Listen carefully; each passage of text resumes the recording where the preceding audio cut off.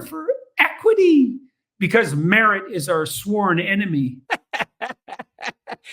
All right, this is an SNL sketch, right? Most of you know Jordan Peterson. I think the reason he's so popular is because in terms of outwardly racist sentiment, I don't mean systemic racism, which, Joe Biden is one of the most racist people in the world. I'm not talking about that. I'm talking about outwardly justifying racism, misogyny, all this stuff. Very few people since those are such barbaric thought processes to end up in that place. You don't really get a lot of smarties. There's not a lot of professors putting forward those kind of ideas. So I think that's part of the reason Jordan Peterson is such a unicorn. People are like, wow, he's putting forward the racist ideas that I like, the misogynist ideas that I like, and he sounds really smart while he's doing it. It's like a unicorn. It's so rare. Self in some arguably serious online trouble this week. I love how Mr. You should never be a victim. There are no victims in this world starts out by saying he's a victim. I got in a lot of trouble this week. I'm the victim. Although I realize I'm far from alone in this because I indicated my desire that the authorities in Israel give the terrorists who invaded their land and tortured and killed their citizens the hell that they most truly deserve. Just in that one sentence, he's already phrased the situation in a completely reductive, incorrect, and manipulative manner, right? That's basically what he does. He pretends that that this all started on October 7th, right? He said the terrorists of October 7th need to get the hell they deserve. Anyone with half a brain knows this didn't start on October 7th. Millions of Gazans were living in an open-air prison for decades, and it keeps getting worse. Israel doesn't allow anything in. These people they allow things in, but it's all decided by Israel. I'm talking pre-October 7th. Now they're not allowing anything in, so they're starving people to death, children to death, babies to death. But before October 7th, Israel decided what amounts of water got in, which meant most people were drinking dirty water, which is the number one killer of humans on the planet. They were deciding how much food got in. They decided whether medicines get in, which meant that many people were dying of preventable diseases. So he acts like it all started October 7th. It did not. And then he says they should give the terrorists who did this the hell they deserve. Well, how do you define terrorists? Jordy, are terrorists just the Hamas militants? Or is it also Israel, the IDF, as they bomb children in the tens of thousands? Is it Israel as they shoot innocent people on the Great March of Return a few years ago? For those who don't recall that, you had thousands of Gazans walk towards the border wall, the border fence, and many were shot. Israel shot thousands. These are people without weapons. These are children. These are medics. These are elderly.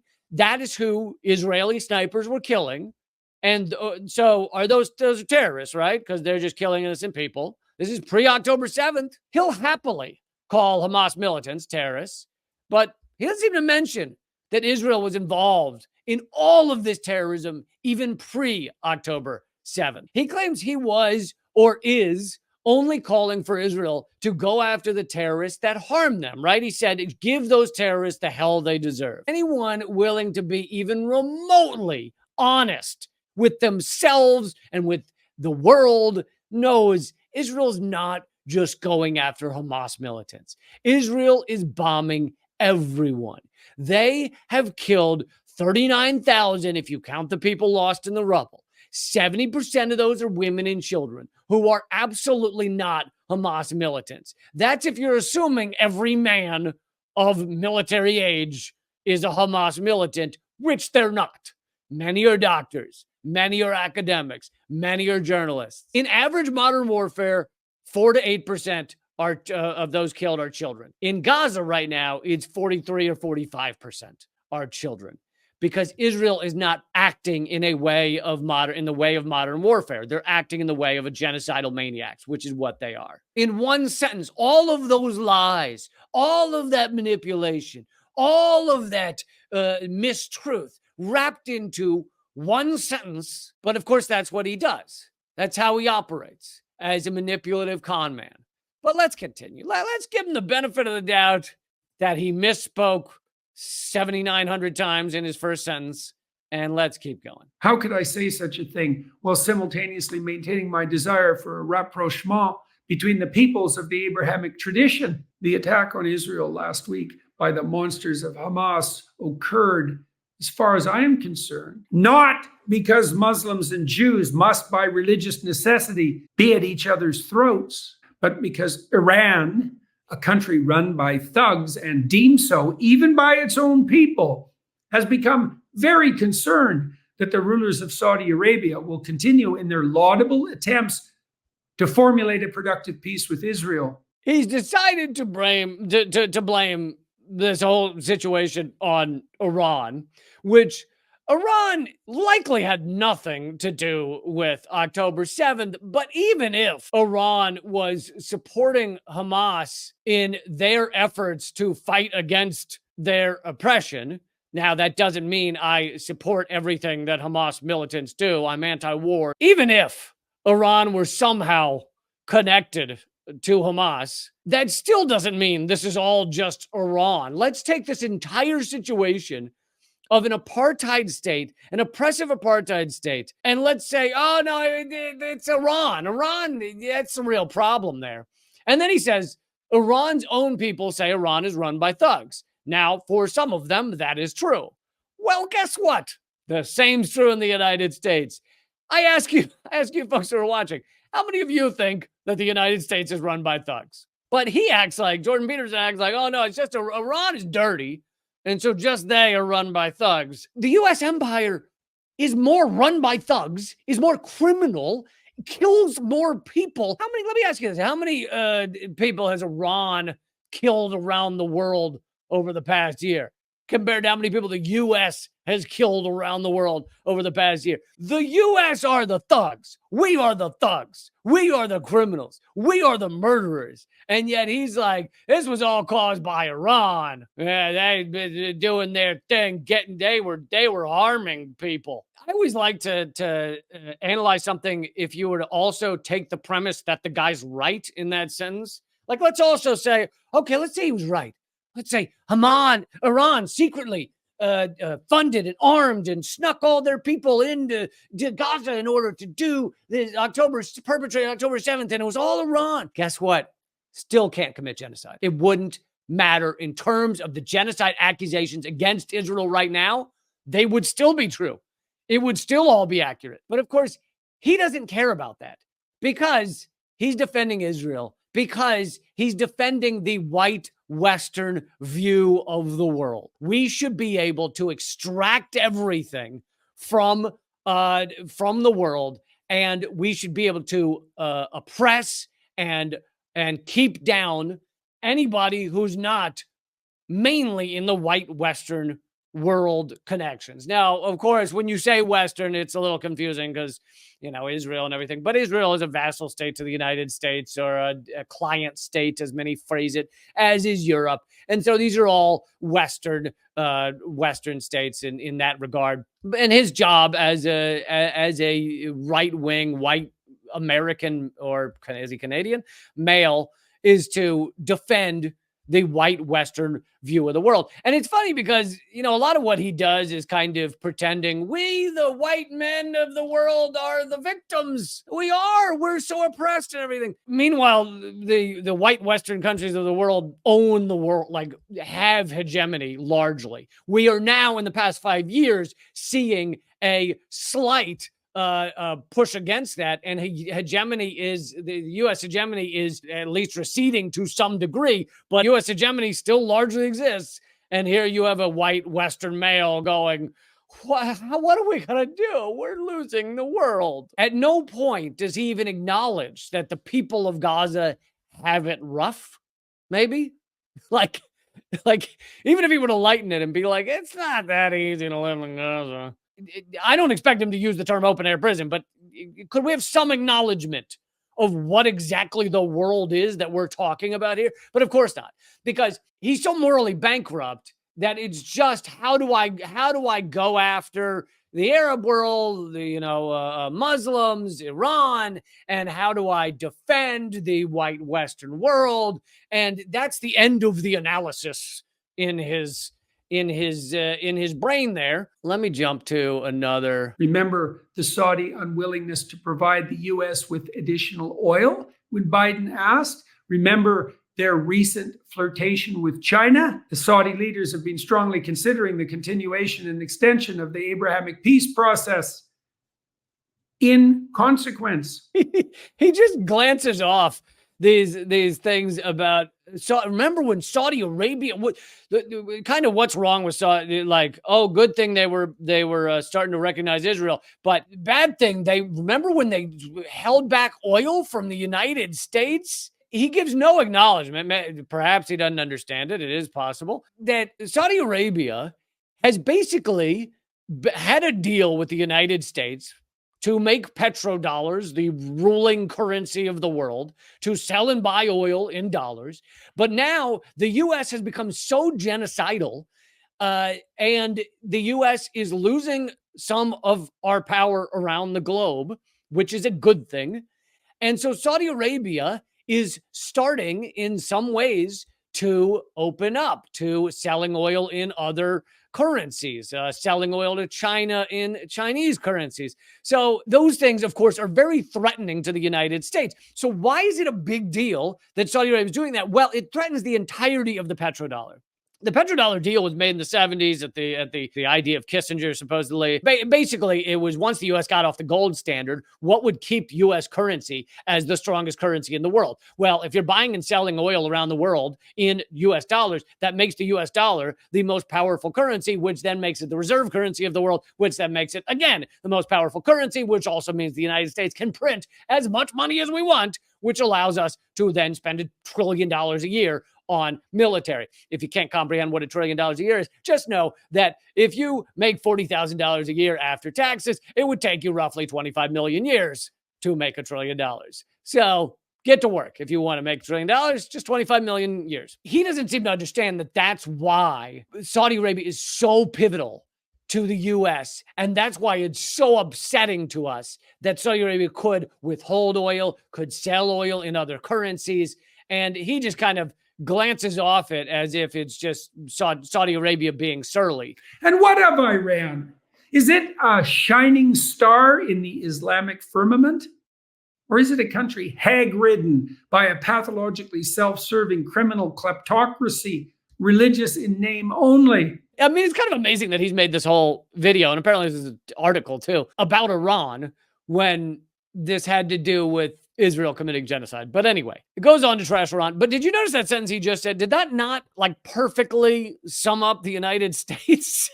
Like, does he have no self-awareness? Like kleptocracy run by thugs, religious in name only. Everything he's describing is the United States word for word. And yet he has no self-awareness of that. It's also Canada, but more so the United States, and Canada is a client state of the United States, so it's all in the U.S. empire. Perfectly describes the United States. Also perfectly describes Israel. Now he basically describes himself. He goes on to accidentally give his resume.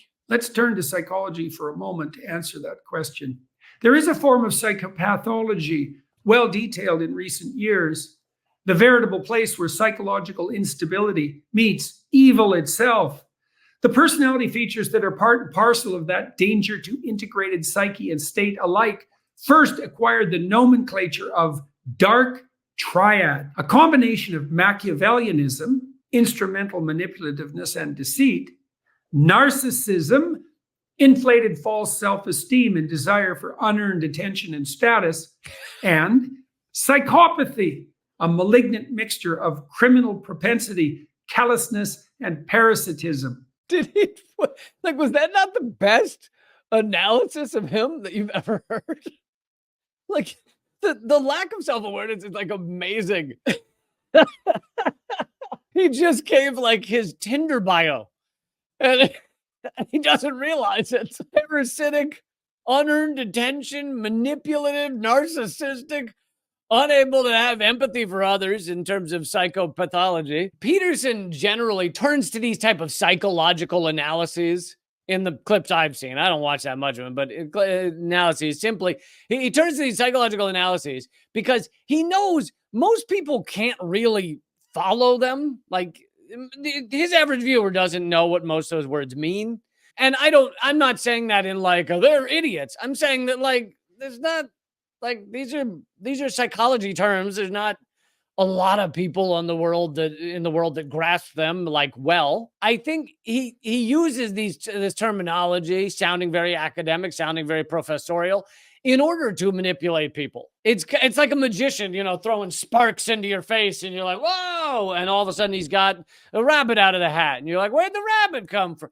Well, he throws sparks in your face to distract you from the reality. All in all, that's what he does over and over again is a lot of very large words to get people to be okay with genocide, be okay with Western hegemony, be okay with a white male ruled society, maybe even think that white men have just had it way too hard for way too long, et cetera, et cetera. And that's all done with very large, multisyllabic words where he can go, it's proven in science or in psychology or whatever, what have you. By the way, in another sentence, again, I'm not going to play the whole 5 minutes, but in another sentence, he equates Nazism to wokeism. That's right, folks. The Nazis murdering the fascist society that murdered 6 million Jews is the same as being woke today is. And here's the thing. I have a lot of criticisms of the way woke is abused and used by the liberals in order to cover up their own war crimes. If you put a black woman on a press conference, then you can drop bombs on children and it's fine. I have plenty of criticisms of that. But wokeism is not Nazism, okay? I regret to inform you there are some differences, which, by the way, although he's doing this whole video to defend Israel and defend their war crimes, that is one of the most, that should be so upsetting to Jews around the world that he equates Nazism with wokeism. Like the idea that a fascist state where you're just murdering anyone who's not like you is the equivalent to a non-gendered bathroom, or and everybody's welcome in this bathroom. That's the same as the Nazis. Is like unbelievable. Oh yeah, and I forgot to mention it's also projection, where he talks about this dark triad and he describes himself. It's projection. It's like and I actually know I've met one or two other people who have gotten degrees in psychology. I just minored in psychology, didn't major in it, but gotten degrees in psychology. And it becomes clear when you get to know them that they got degrees in psychology so that they could say everything's wrong with everyone else and not themselves. Like, I have no problem, but you clearly are an ABC.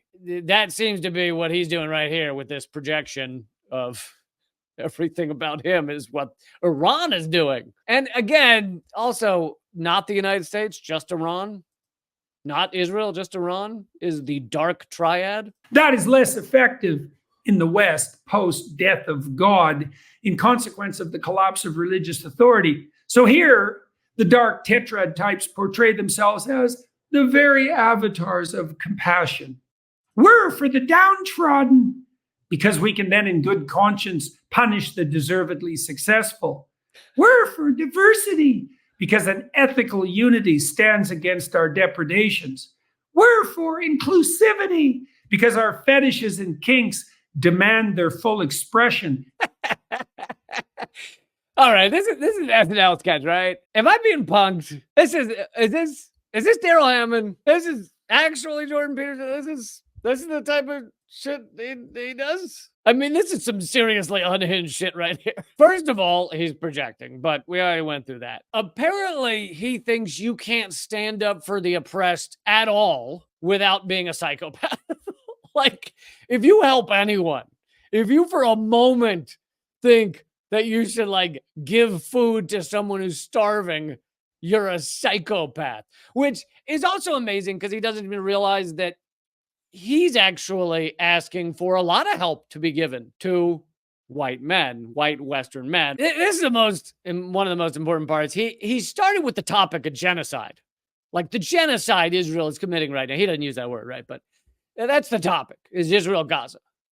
And he has actually managed to talk himself all the way off to how if you want to help someone, if you want to stand up for the oppressed in society, you're a psychopath. He's gotten all the way off to comparing wokeism to Nazism. Like, could you imagine asking anyone else, hey, what do you think of what's going on in Gaza right now? And they're like, man, is wokeism going to know no bounds? I feel like their response would be like, what? What? I was asking, you misheard me. I was asking about Israel, Gaza. Yeah, wokeism, right? Genderless bathrooms, right? What?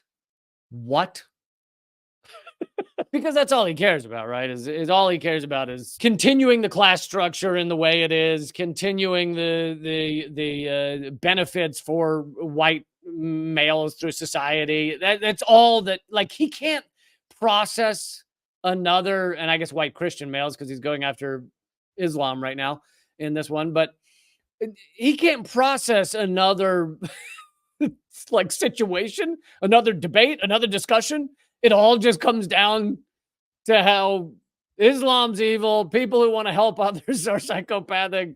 Just always brings it back there. You know, someone wanted to be called they instead of he. They said their pronouns are they, and they're psychopaths. They're horrific. They're the dirty triad, or whatever he calls it. This is an SNL sketch. It's gotta be.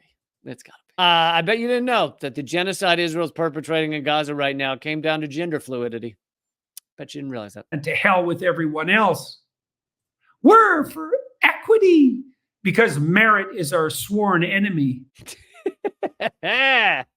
So this is an ongoing, this is a regular talking point of people like him who are right-wingers who don't want to see, societal improvement in any way because they view how things are, the status quo, as perfect. And obviously I don't mean the ongoing growth in the movements of trans rights, of gay rights, of equality in various levels. They don't like that stuff happening. But this is still a largely white male ruled society in America, Canada, etc. So he wants to see that stay the same. So he says, oh, they're attacking meritocracy. And if I were really dig into this, I could talk about this for the next 45 minutes, but we don't have a meritocracy.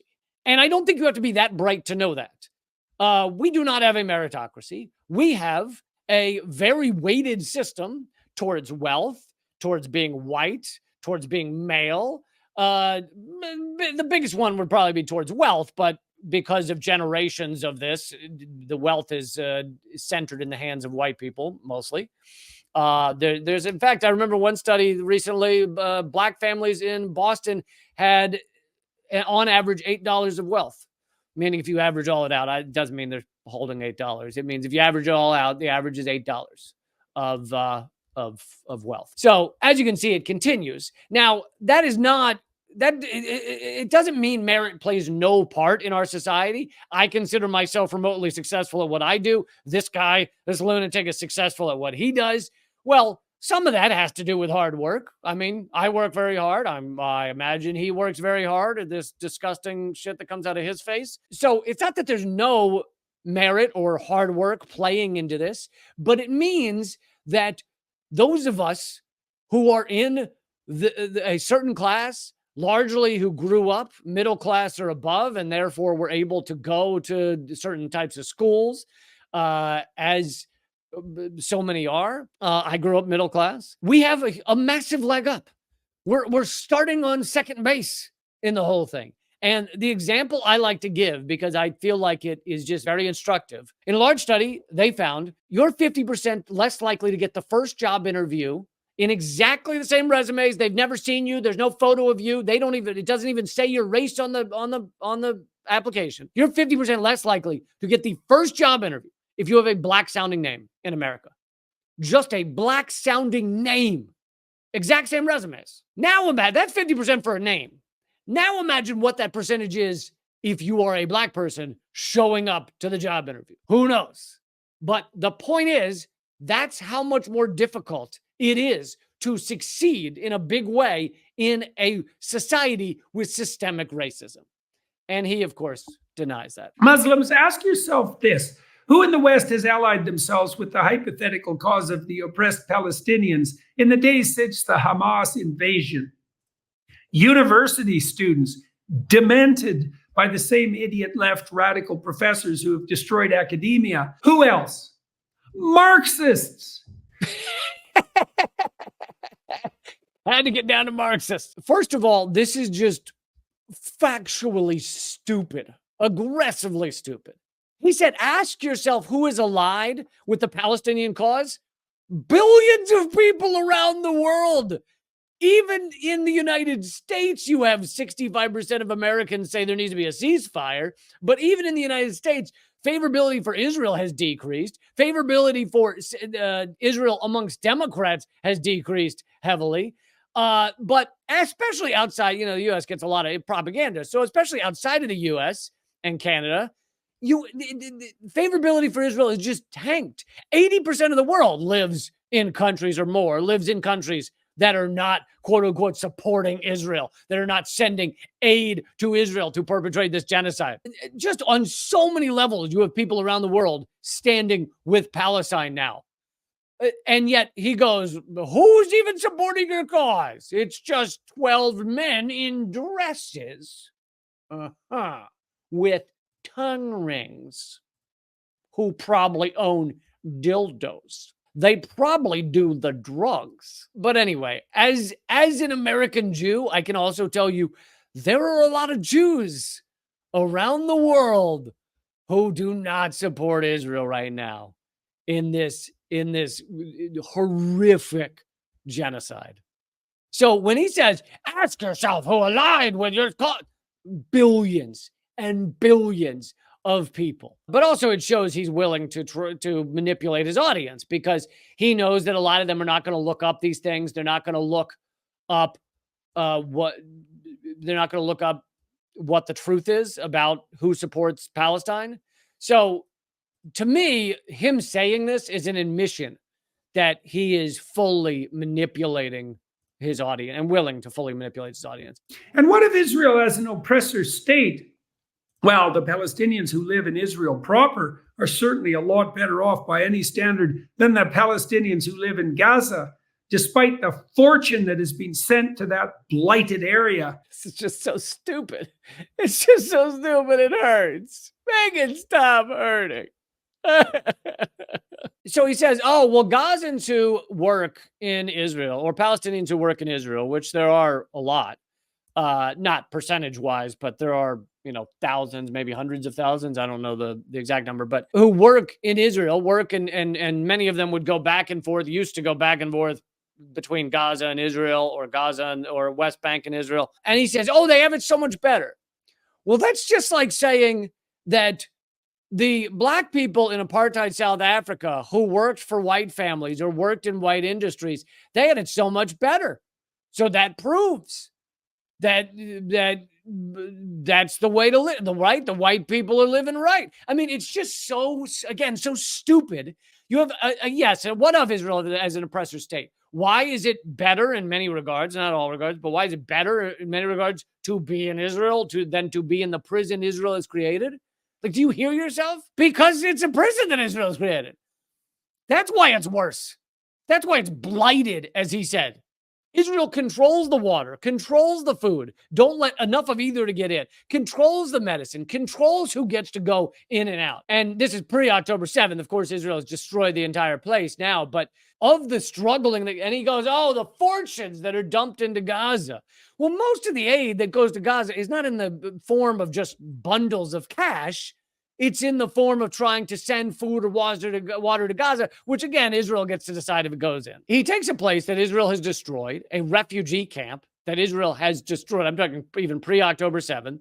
Refugee camp that Israel has made borderline unlivable, that has just been crushed by Israel. And he says, well, look at how bad it is there. You know what it reminds me of in a much, this is a much lighter version of it, is the Congress, right-wingers mainly, but Congress or government, U.S. government, defunding public assets, defunding public schools or defunding public transportation. And then they point to it and they go, look how bad it is. We need to privatize it. Look how bad public schools are. Look how bad the post office is. Look how bad public transportation is. We need to privatize it. Well, you defunded it. Well, the same is what he's talking about here. He's going, look how bad Gaza is. Well, because Israel put these people in a prison and then attacked it endlessly in one form or another, whether it was actual bombs or it was cutting off the water or whatever. That's all the time I have for on today's Diarrhea of the Face, coming from Jordan Peterson. If you enjoyed this, make sure you click subscribe and click the bell icon.